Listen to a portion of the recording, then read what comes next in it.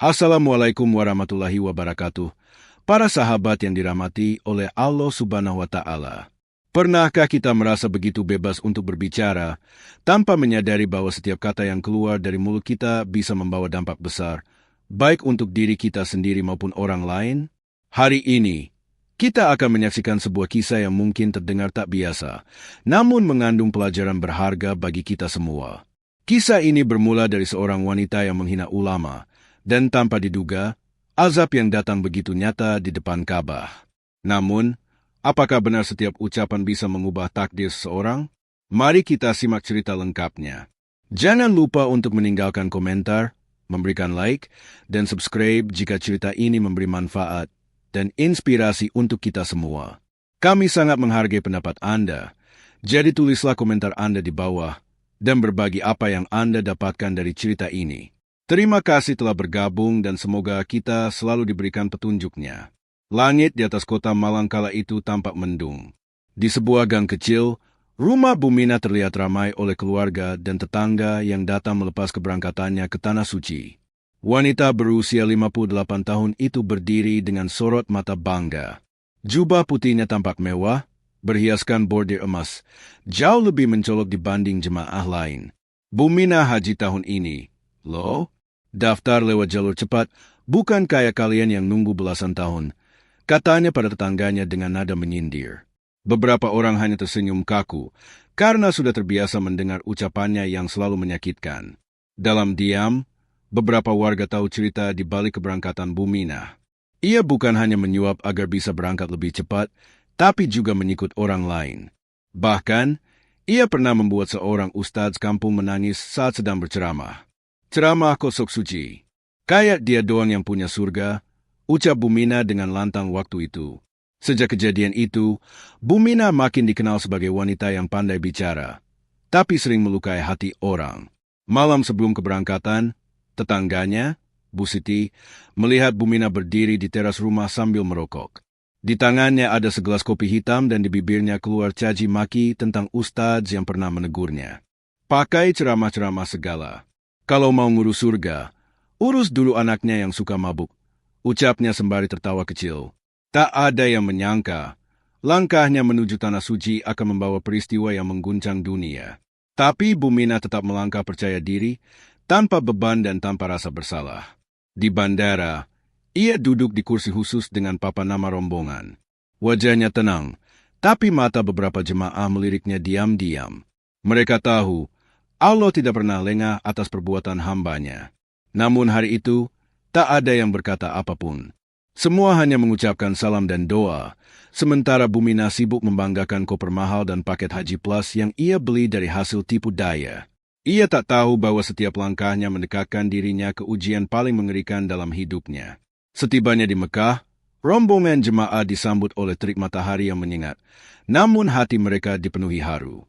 Sebagian menangis ketika menjejakkan kaki di Tanah Suci, tapi tidak dengan Bumina. Matanya lebih tertarik pada kamera ponselnya daripada memandangi Ka'bah yang agung. Ambil dari sudut sini, biar Ka'bah kelihatan jelas di belakang, katanya kepada seorang jemaah muda. Ia lalu bergaya dengan tangan membentuk simbol damai dan senyum lebar. Setelah foto diambil, ia buru-buru mengunggahnya ke media sosial. Captionnya mencolok, "Akhirnya, aku di Mekah, bukan karena ceramah, tapi karena usaha. Biar ustadz-ustadz kampung tahu siapa yang bisa sampai ke sini duluan." Beberapa jemaah memperhatikan dari kejauhan, tapi tak berani menegur. Bumina dikenal galak dan mudah marah. Ia bahkan tak segan menyela antrian di tempat makan dan menyuruh orang lain menyingkir. "Aku bayar mahal buat ini, bukan buat disuruh nunggu," katanya dengan suara tinggi pada petugas catering hotel. Di salah satu kesempatan, saat rombongan diajak ke Masjid Nabawi di Madinah, seorang ibu tua duduk di samping Bumina dan memulai percakapan ringan. "Subhanallah, ya Bu, kita akhirnya sampai ke tempat mulia ini. Semoga semua dosa kita diampuni." Namun Bumina hanya mendengus. "Ah, dosa saya kecil. Yang parah itu mereka-mereka yang pura-pura alim tapi doyan uang amplop. Ustaz di kampung saya tuh, cuma modal sorban sudah minta dihormati." Perkataan itu disampaikan tanpa ragu, tepat di area Raudhah yang dimuliakan. Seorang jemaah yang mendengarnya hanya bisa menunduk dan beristighfar dalam hati. Ia tahu ini bukan tempat untuk kata-kata seperti itu. Tapi Buminah tak berbicara seolah mulutnya tak bisa dikekang.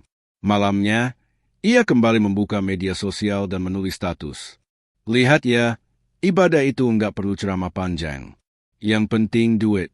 Kalau enggak punya, ya sholat di rumah saja. Tak ada yang tahu bahwa saat itu, langit Madinah mencatat setiap ucapannya. Angin malam berhembus lebih dingin dari biasanya. Di kamar hotel, beberapa jemaah merasa resah. Entah mengapa, suasana di sekitar Buminah selalu terasa berat. Namun perjalanan belum selesai, dan azab belum diturunkan. Hari itu adalah jadwal tawa pertama Buminah bersama rombongannya. Matahari baru saja naik, namun area Masjidil Haram sudah padat oleh lautan manusia. Para jemaah tampak berjalan khusyuk mengelilingi Ka'bah.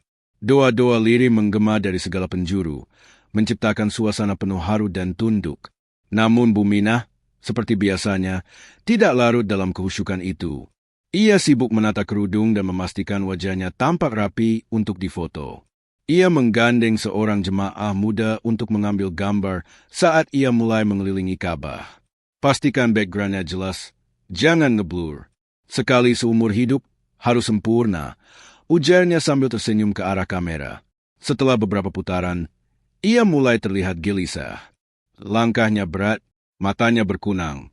Namun ia tetap memaksakan diri, sesekali menyela barisan jemaah lain yang sedang berdoa khusyuk. Tiba-tiba, dari arah belakang, terdengar suara keras. Seorang wanita lansia terjatuh. Jemaah di sekitar kaget. Buminah, yang berada tak jauh dari sana, justru mendesis marah. Ganggu banget. Udah tua, jangan maksain diri tawaf. Beberapa orang menatapnya dengan pandangan tajam. Tapi Buminah justru membalas tatapan itu dengan senyum sinis. Ia tak tahu bahwa di antara jemaah yang melihat kejadian itu, ada seorang pria tua berjubah putih yang tak berkedip menatapnya sejak awal. Wajah pria itu penuh wibawa, namun matanya tajam seperti menembus hati.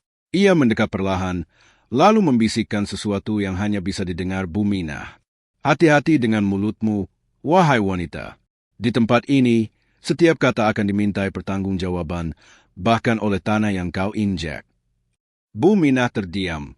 Untuk pertama kalinya, wajahnya pucat. Ia menoleh kanan dan kiri, namun pria itu telah menghilang di antara kerumunan.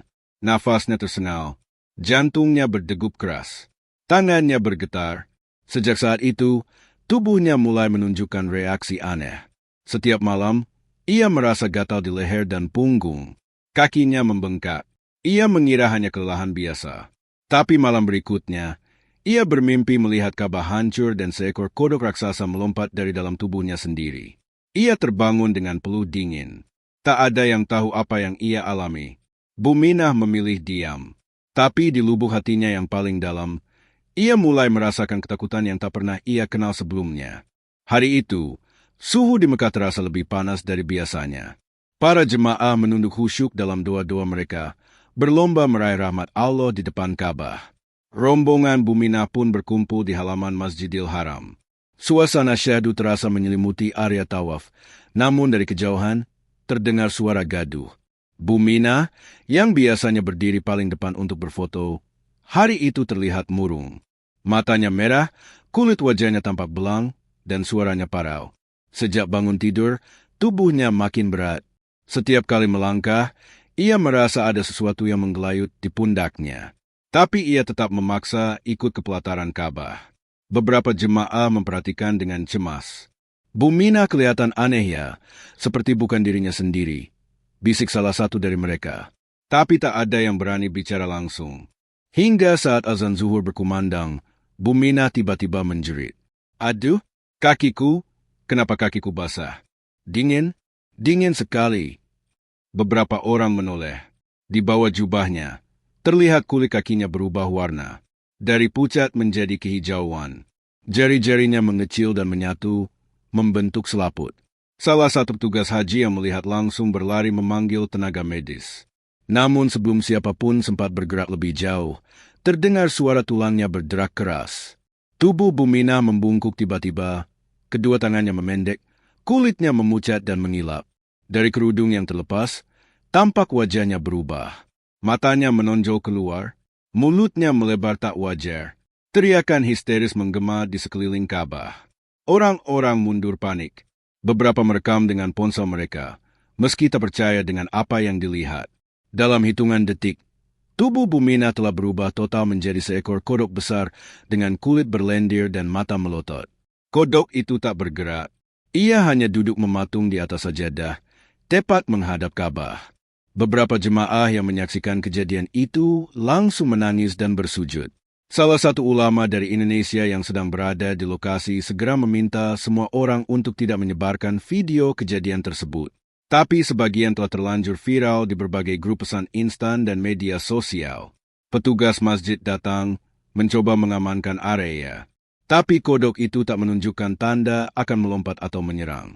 Ia hanya diam, seolah menyesali sesuatu yang terlalu dalam untuk dikatakan.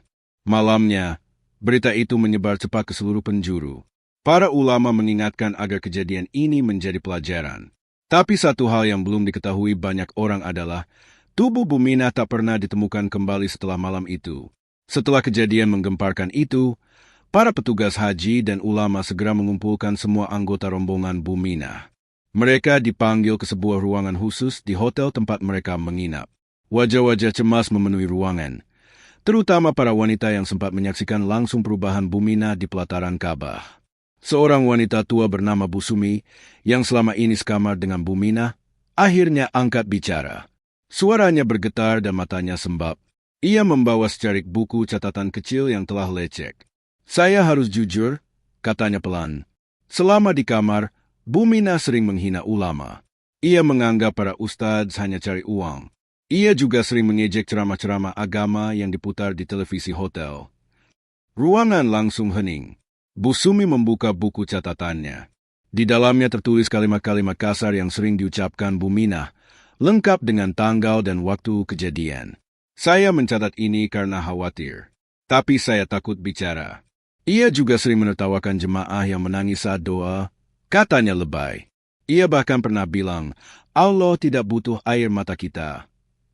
Beberapa orang terisak mendengar pengakuan itu. Seorang ibu dari Makassar tak kuasa menahan tangisnya. Saya pernah melihat dia meludah di dekat pintu masjid, lalu bilang, kalau bukan wajib, saya malas datang ke tempat seperti ini. Saya pikir dia cuma bercanda. Seorang petugas haji dari Indonesia yang hadir dalam pertemuan itu mengangguk pelan. Kita tidak boleh langsung menghakimi, tapi jika benar semua yang dikatakan ini, maka bisa jadi ini teguran nyata dari Allah. Tempat suci tidak bisa dijadikan tempat main-main, apalagi menghina para pewaris ilmu Nabi. Sejak pengakuan Bu Sumi itu, kamar nomor 306 yang dulu ditempati Bumina menjadi sepi. Tak ada lagi yang berani tidur di sana. Bahkan pihak hotel akhirnya menutup kamar itu untuk umum. Beberapa jemaah mengaku mendengar suara aneh dari balik pintunya di malam hari. Seperti suara kodok yang mendengkur panjang, diselingi gemericik air. Tak ada yang bisa memastikan apakah suara itu nyata atau hanya bayangan dari ketakutan kolektif. Tapi sejak saat itu, nama Bumina tak lagi disebut oleh rombongan. Ia seperti terhapus dari daftar, namun tetap tertinggal dalam ingatan mereka sebagai peringatan yang menggetarkan hati. Hari keberangkatan pulang ke tanah air tiba. Para jemaah tampak sibuk menyiapkan koper dan oleh-oleh. Namun berbeda dengan biasanya, suasana rombongan terasa lebih sunyi. Senyuman yang biasa menghiasi wajah para ibu-ibu kini tergantikan dengan raut yang lebih hati-hati dan serius. Kejadian tentang Bumina masih membekas kuat di benak mereka. Di Bandara Jeddah, satu koper dibiarkan kosong. Itu milik Bumina. Koper berwarna merah marun itu disimpan di dekat kaki Bu Sumi, teman sekamarnya. Ia menatap koper itu lama, seakan masih berharap Bumina muncul dan berkata semua hanya mimpi buruk. Tapi koper itu tetap diam, seperti saksi bisu dari sebuah rahasia yang tak mungkin dijelaskan secara logika. Saat proses pemeriksaan imigrasi, petugas sempat bertanya tentang keberadaan satu nama dalam daftar manifest yang tak ada pemiliknya. Ibu Mina binti Sarwo tidak terlihat datang, ujar petugas. Salah satu ketua rombongan menjawab pelan, beliau tidak bisa kembali bersama kami. Petugas itu tak bertanya lebih lanjut. Seolah ia pun mengerti. Ada hal-hal di tanah suci yang tak perlu dijelaskan dengan kata. Dalam penerbangan pulang, suasana kabin terasa hening. Tidak banyak obrolan seperti sebelumnya. Para jemaah lebih banyak diam. Sebagian memejamkan mata dalam zikir.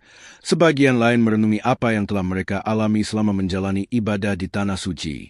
Bu Sumi duduk di kursi dekat jendela. Ia membawa buku catatan kecilnya dan menulis pelan. Bismillah, hari ini aku pulang ke tanah air. Tapi aku tahu, hatiku telah berubah. Aku tidak akan pernah melupakan wajah Bu Minah saat tubuhnya mulai berubah. Aku tidak akan pernah lupa betapa dekatnya azab dan kasih sayang Allah. Aku hanya bisa berdoa, semoga peristiwa ini menjadi peringatan bagi kami semua. Tangis lirih terdengar dari belakang. Seorang ibu yang baru pertama kali berhaji terlihat memegang tasbih, sambil menggigit, bibirnya menahan tangis. Ia berkata kepada temannya, "Aku tadinya hanya ingin belanja dan foto-foto di sini. Tapi aku melihat langsung bagaimana Allah bisa menunjukkan kuasanya tanpa aba-aba." Pesawat akhirnya mendarat di Jakarta.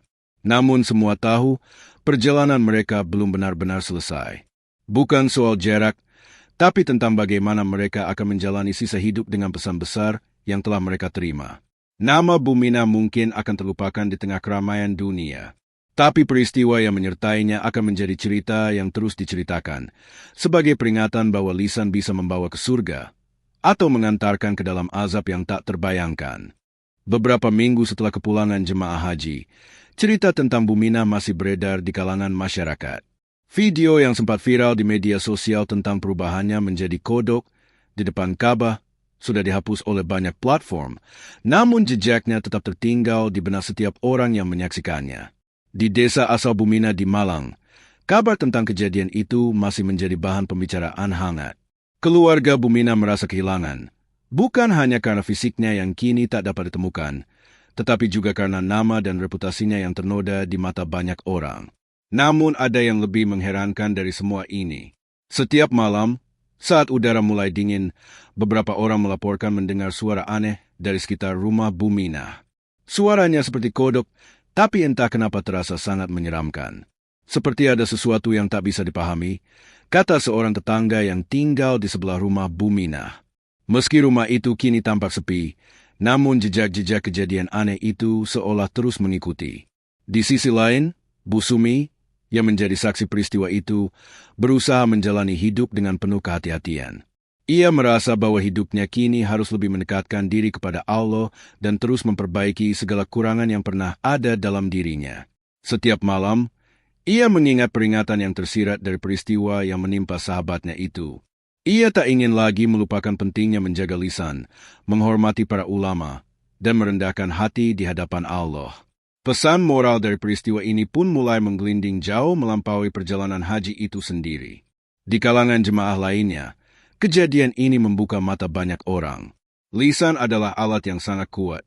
Ia bisa membawa seseorang menuju kebahagiaan dunia dan akhirat, atau malah mengantarkan pada azab yang tak terbayangkan.